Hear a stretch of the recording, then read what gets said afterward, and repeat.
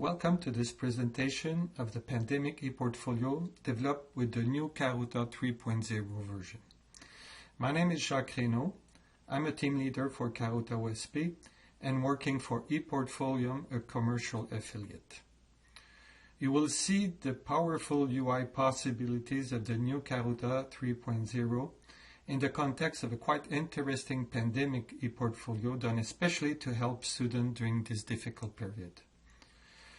Not being on campus and taking all their courses online, students might have the impression that they have not learned that much last term. However, if we look more closely at all their real activities, we could probably find that they have done much more than they think. This is the goal of the pandemic portfolio. Collect and make sense of all these activities. By the way, the pandemic portfolio is based on the work of Jill Johnson and Paul Trower from the University of Minnesota Duluth, published in the journal Change in 2015. So this is the welcome page of the portfolio. So the goal is to really give very simple guidance to the students so they can understand rapidly what they have to do. And basically they have three main objectives here. So what have you done recently? Making sense of all this and managing your own learning for lifelong success. Well, in what have you done recently is really about collecting information about their activities, their course, they help friends, they work somewhere, they did some community work, they learn to play an instrument, whatever. So the portfolio is a perfect tool to collect and document this kind of evidence. Then, using the ePortfolio rubric, they can evaluate 5 lifelong learning and very important skills, which are collecting, self-regulating, reflecting, integrating, and collaborating. Using the portfolio in a way to sort of document and self-evaluate their progress, students will have a much better idea about their goals, their immediate and eventually long-term goals. So the next section of the portfolio is it's just to display information that is somewhere else about basic information, name, area of interest, and personal and professional goals. Then we sort of present a little bit in more detail these lifelong learning skills, which are quite important to make sense of all their activities. So they are, again, this gives a sort of very quick description of all these skills, which are really important, like collecting, obviously, self-regulating, finding behavior that are useful for learning, reflecting on what you've done, integrating, using this, what you've learned, and maybe applying to some other contexts, and finally collaborating. So this is the structure of the portfolio, and there's a section called Read Me First, where we sort of explain in much details what are the different steps of using this ePortfolio. And there's also a section on more technical tips about using Karuta. There is this section on My Information, which is where you input your name and put your area of interest. The pencil is where you click to sort of access to the window to sort of input information. And then you ask about your education experience, work experience, and here are put, we try to sort of put the information in a sort of very graphic way. So this is the bachelor degree that I have done in business. I could add another educational experience like this, and I could say that I've done a master degree in economics. And I could complete and especially provide information about the context, what I learned, etc. That will be useful later on in the portfolio. Same thing with work experience. I've been teaching at HEC Montréal for quite a long time, but I've been being recently team leader at ePortfolio, so I could add that. And I could provide information about my accomplishment, which will be quite useful in terms of evidence and activities that could be used in my portfolio to sort of demonstrate my skills. I could add community service again and other experiences. So the idea is really to sort of collect and present in a very efficient way all the different experience that you had previously. The next section, evidence, is where you're going to provide document, image, digital information about your learning activities. So here we sort of explain a little bit more about what kind of information you can use, document, text, images, URL, videos. And here are some examples of these kind of evidence. So here I sort of added a couple of these evidence. So I had some experience about team building. I did some coaching. I did a video on the pandemic portfolio, which I'm doing now. I wrote an op-ed. I'm a member of a board.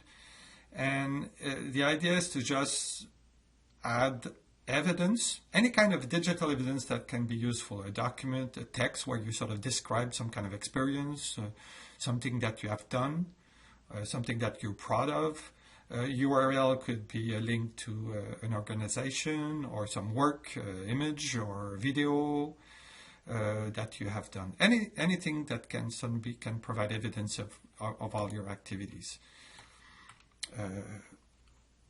I can, let's see, add another document here, and when you click on the pencil, you can choose a file and provide information here. Okay, so this is the part on evidence. This is quite important because this is where you're going to build all the information that will be used here in the skills part, your lifelong learning skills. And again, in this part, the idea is here on the gray part is we provide some information. We give a sort of a description of the rubrics that will be used to self-evaluate yourself, your performance in these skills, the collecting skill. And we provide an example of some evidence that was explained in terms of why this evidence was used, was interesting in developing, for example, the collecting skill. So I'm going to close this part now, and I'm going to choose some evidence that we have already collected that could document the development of the skill. And we have to explain why this evidence is relevant. So here, by clicking here, I have access to all these, previous evidence that I've sort of downloaded. And then I could pick up one, for example, work experience here. I had this here. And I have to explain why this evidence is related to this skill.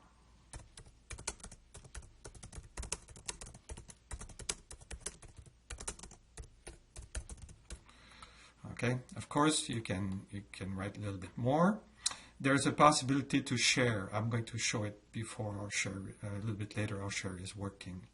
And then there is a section on self-evaluations.